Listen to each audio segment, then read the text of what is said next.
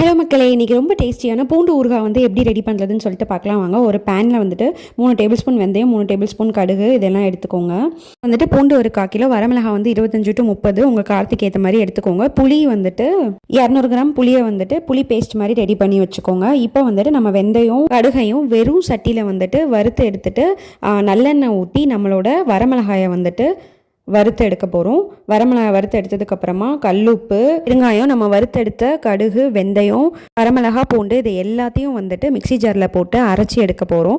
அரைச்சி எடுத்ததுக்கப்புறமா வந்துட்டு ஆல்ரெடி வரமிளகா வறுத்த நல்லெண்ணெய் இருக்குல்ல, அதுலேயே வந்துட்டு நம்ம அரைச்சதை எல்லாத்தையும் போட்டு நல்லா கிண்டுங்க. புளி பேஸ்ட்டையும் ஊற்றி நல்லா கிண்டி விடுங்க. எண்ணெய் வந்துட்டு நல்லா பிரிஞ்சு வரணும், அந்தளவுக்கு வந்துட்டு நல்லா கிண்டி கொதிக்க விடுங்க. ஸோ இந்த ஊறுகாய் வந்து அவ்வளோ டேஸ்ட்டாக இருந்தது. இப்போ பார்த்தீங்கன்னா கலர் சேஞ்ச் ஆகிறது உங்களுக்கே தெரியும்.